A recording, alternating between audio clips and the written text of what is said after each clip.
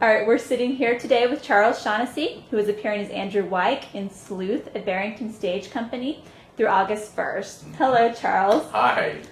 What attracted you to this particular role in Sleuth? Well, two things mainly. The sort of slightly quirky one was a couple of years ago, I think, maybe a year and a half, I did a play at the Pasadena Playhouse in Los Angeles called Orson's Shadow, which was written by Austin Pendleton. And it was actually about a true meeting, a rehearsal of a play called Rhinoceros at the Royal Court Theatre in 1960, where Orson Welles directed Laurence Olivier.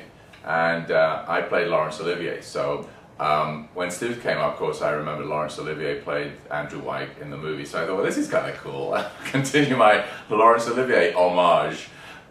So that was one thing that was kind of fun. And it's a terrific play. I mean, there's no doubt about it. It ran for 8 years when it opened in the West End, which I think is still a record in London. So for a straight play, I think Cats, knocked everything out of the water. But it's a terrific play. It's got a bit of everything, but it's funny, it's extremely mysterious, and leaves you asking all kinds of questions, trying to figure out the plot. It has terrific twists and turns, and it's just a great role. I mean, Andrew Wyke is a really fun part to play. Great. Now, as you know, this is our first time at Barrington Stage doing a comedy mystery thriller. Right. Have you ever done a role similar to that? Have you ever been in a comedy mystery thriller? Not really. There aren't that many. In fact, Jesse Berger, the director, and I, we were trying to think of what would fall into that category. And there was a play called Death Trap, which was around the same time R11 wrote, which is kind of similar. Other than that, you have to really go to Agatha Christie, see what plays like The Mousetrap, things like that. But no, I haven't done anything like this before. But it's a lot of fun, and it's a real audience pleaser. I mean, I cannot imagine an audience not enjoying this kind of play. It's just, and they are. You can't hear a whisper. They enjoy all the fun bits and the funny bits. But what's really exciting is how quiet they get when things turn serious. They're just on the edge of their seats, which is really fun. You mentioned having seen the movie before. What else did you do to research this particular Nothing really. I saw the movie years and years ago when it first came out, so I couldn't actually remember it. And I made a sort of vague attempt to see it again. I ended up looking at the first 5 minutes of the new movie with Michael Caine and Jude Law, which was where they completely rewrote it. I think Harold Pinter rewrote the screenplay, and I turned it off because it was not the same story. It was not the same piece, and I didn't want to add other, wrong stuff into my head. So I just would have to learn and just relied on the text. Sometimes that's better. You just rediscover it fresh. You just read the play and rediscover it and not have anyone else's influences in your head. Great. Now, I know you had a very short rehearsal period for this production. How did that influence kind of the process that you and Jeremy went through? It was interesting. Well, first of all, we both arrived really prepared, which I think is really helpful when you're doing a play anyway. If you come with not necessarily all the lines learned, but at least what I call parboiled, you're pretty familiar with it.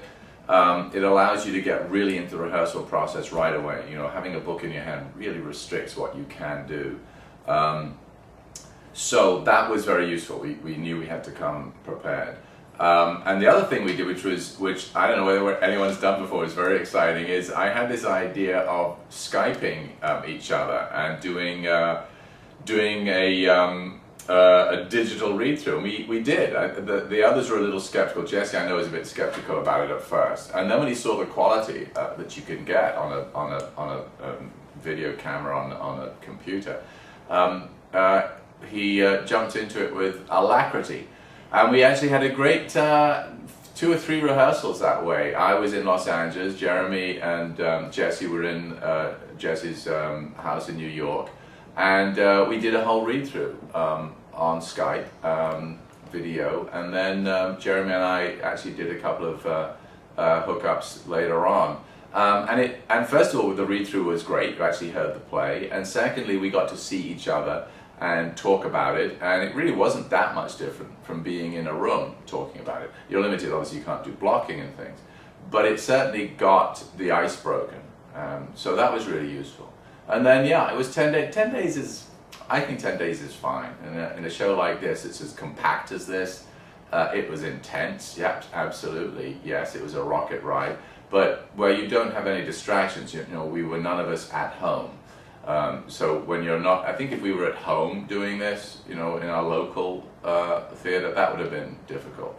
But we were able to give this 24 hours a day, and so 10 days at 24/7 is plenty of time, I think. And then you need an audience, you know, after that you get to a certain point and then it just needs to play with an audience. Now this production, without giving too much away, has lots of tricks and gags and things. What was particularly challenging without giving away too much of the plot? For me, it's hard to say really. I guess, but really nothing to do with the tricks and the turn. The tricks and the twists and the turns are challenging for the audience to kind of figure out. For my character, they weren't that. They all made sense. You know, I kind of. My character goes along this roller coaster.